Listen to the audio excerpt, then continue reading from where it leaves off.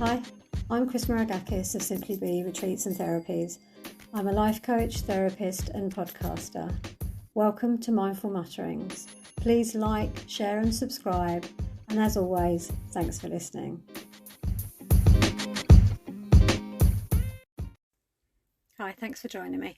This week I'm talking about living in the moment or present moment awareness. And they're both terms that we hear all the time, but I don't know that we actually know what they mean.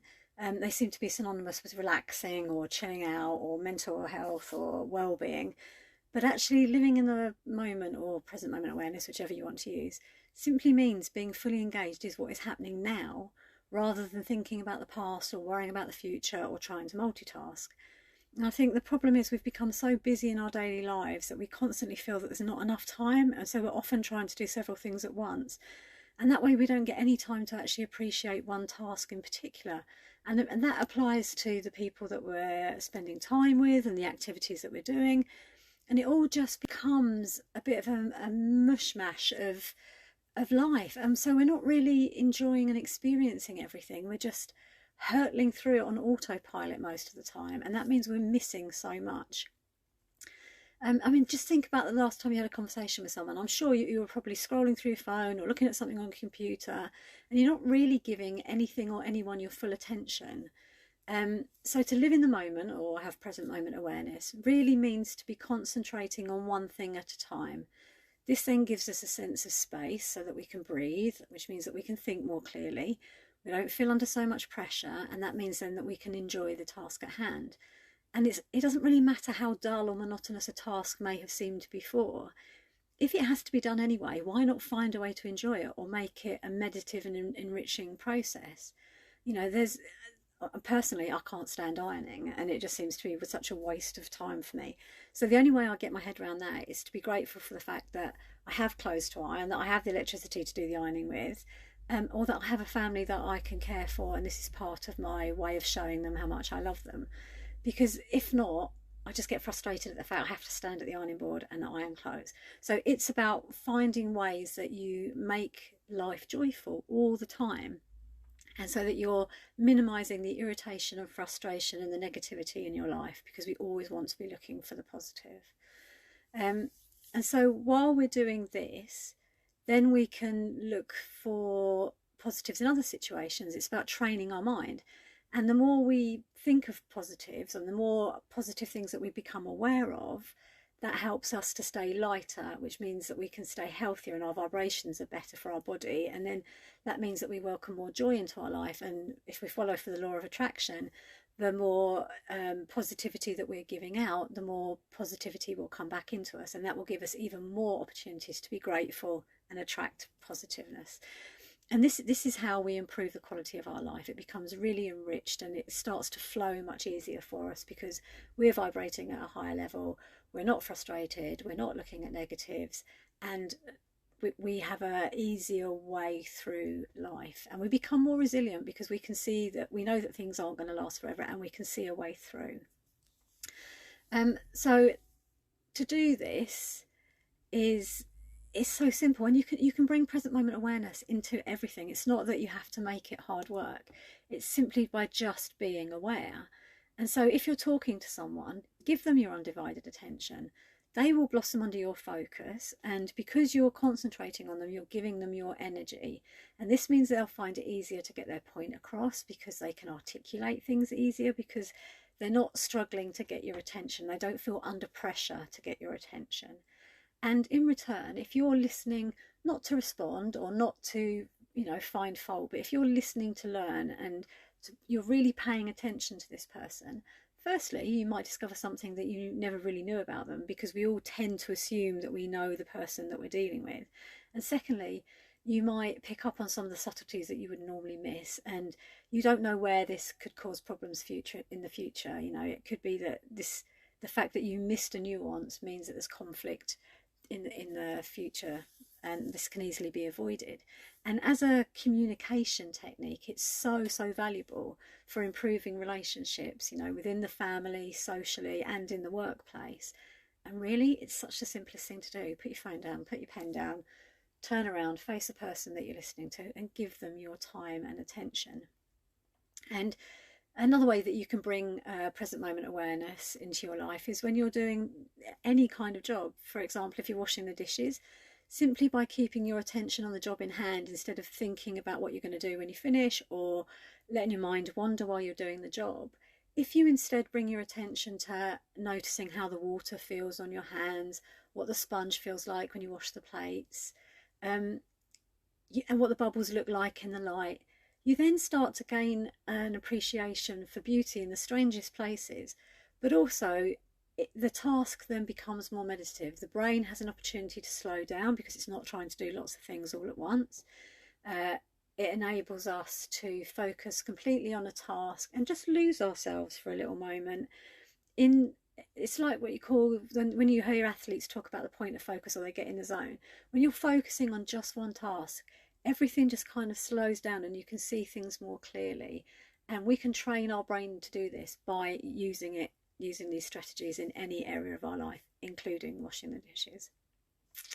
And then that helps us to find regular times during the day where we're relaxing and we're regaining and maintaining a sense of balance. So living in the moment, or the present moment awareness, also means dealing with the reality of the situation as it is, rather than as we want it to be. So, for example, if you have a colleague at work that you think is lazy and you end up doing all the work in the office, and then as far as you're concerned, no one is picking them up for this and not noticing, and you think it's not fair. So the truth of the matter is it probably isn't fair, and your colleague is being paid to do a job that they're not doing. But it's your thoughts that are making you angry and frustrated about it, because as far as you're concerned, your thoughts are telling you that they're not being made to do the work, you're having to do it, they seem to be getting away with it.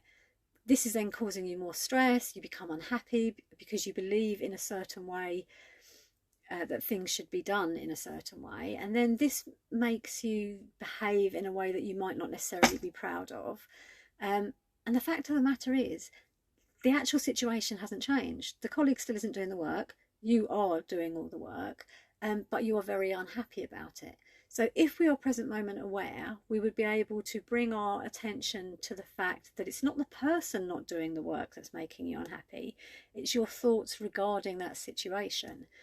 And your thoughts are causing you this misery. So once you can identify that, once you can start to step back from the emotion that your thoughts are causing you, then you can start to see how you deal with the situation. And you can see the situation as it really is. And then you can start to question why you're behaving in a certain way, or where your thoughts are coming from, or how you can handle the situation better. And to do that gives you such control over your life.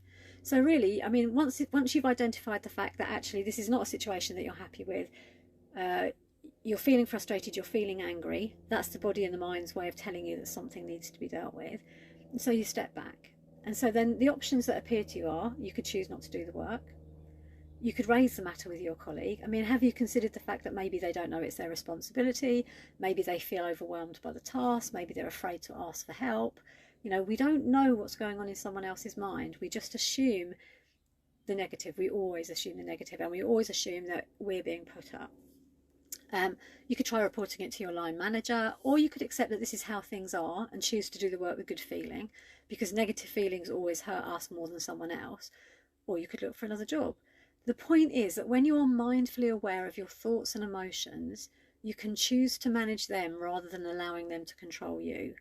And the acceptance of how things actually are rather than how you think they should be doesn't make you passive or a walkover. It just stops the flow of thoughts that are distracting you from what really needs to be done to address the situation. And then once you've stopped that flow of emotions and you're not distracted and you can give your attention to problem solving, then that enables you to respond with kindness and compassion so that the issues can be resolved without causing further upset. And so that brings us to why do we want to live in the present moment? And there's several reasons for that. Firstly, because it is absolutely impossible to be depressed, stressed, or anxious in the present moment, because depression comes from living in the past, and anxiety comes from living in the future, and stress is our attitude that we have to either of those events, you know, from the past or the future. So that's one very good reason. Another one is because we notice so much more. We can miss so much of our lives by living on autopilot or multitasking. And so we're not experiencing life to the full. We're just merely mindlessly existing in our lives, just going through day after day, missing so many opportunities to bring joy and positivity and gratitude into our lives. Because by being aware, we can identify the thoughts and behaviours that are not adding pleasure to our lives, and then we can choose to work on them. Another reason is because it's less stressful, and we can improve our memory and focus, and present moment awareness enables us to manage our mental health and well-being far more effectively, which in turn improves our resilience, our relationships, our productivity and our quality of life. So all amazingly good things. And because we can then identify the unhelpful thoughts that we're having, and we can stop them from controlling us. Because once we've identified them and we know that how we respond to them and the emotional trigger that comes with it, and then we can choose how we're going to change it. And we can have a more proactive, solution-focused mindset to minimise the conflict, the overwhelm and the frustration, and life just gets better and better. So how do we live in the moment? Well, there's lots of ways that we can do this. We need to learn to focus on the task in hand and then apply it to every situation that we can. So one of the quickest ways is to take a few deep breaths, because the minute you start to take a deep breath, you are conscious of what is happening right now. And then, or you can become aware of your surroundings. Just take a second to see where you are. What can you hear? What colours can you see? The shapes, the textures, the smells. We've already touched on being grateful. That's a really good way of becoming present in the moment and looking for things that we can enjoy and be grateful for. Accepting things as they are. So that's about dealing with the reality of the situation, irrelevant of whether we think it's fair or how it should be, because those emotions don't do anything except make us unhappy. We still have to deal with the reality of the situation. So it's about monitoring those thoughts. Don't multitask. Doing one job at a time. And what you'll actually find is that these jobs go quicker and smoother, and you end up having more time because you're not wasting time for the brain trying to adjust between one job and the other all the time. And so it's a more proactive and productive way of working. Put your phone down, stop scrolling through social media. When someone's talking to you, give them their undivided attention. Maybe scan your body, notice where you're holding tension, and then make an effort to consciously let it go. Again, the listening without judgment, because we always tend to listen to reply or listen to find fault. And instead, if we listen to learn, we are completely present moment aware, and you will feel a sense of calmness coming over you. The more time you spend in the present moment, the calmer you will feel. Notice the thoughts that you're having and the language that you're using to describe things in your head. Is it largely positive? Is it largely negative? Is your self-talk boosting you, or is it pulling you down? By being aware of these things, we can start to change our mindset so that life becomes more positive for us. And obviously meditating will always bring you to the present moment. And it might seem a little bit overwhelming, but the brain is a muscle, and it just needs to be trained like every other muscle. And it takes time, and it can be uncomfortable. And it's kind of like the same way when you go to the gym for the first time. Everything screams. You find muscles you didn't even know you had. But with consistent practice, we quickly improve, and then we can see the benefits of our efforts. And it's the same process when we embark on a journey into mindfulness. Only the rewards are absolutely huge. It will impact every area of our life, and our relationships will become better. There'll be less conflict in our life. There'll be less overwhelm, less stress, less depression, and we will be able to manage our lives so much more productively and enjoy life. We'll become aware of the little things that bring joy into our life. And as joy is our natural state of being, this is obviously what brings us out of ourselves and allows us to be authentic and be the best that we can be while we're living the life that we want to live. So tomorrow I'm going to post on social media a little thing that you can put on your phone with some few tips about how you can become present moment aware. But if you would like to work more on present moment awareness or mindfulness or meditation, then please get in touch. You can contact me via the website simplybe.org.uk, or you can message me via social media, or you can email me at cm@simplybe.org.uk. If you've got any questions, please get in touch. I'd love to hear what you say. Or if you've got any examples of how you find living in the moment has helped you, I would love to see those and be able to share them for you. So thank you very much for joining me, and I'll see you next week for the next one.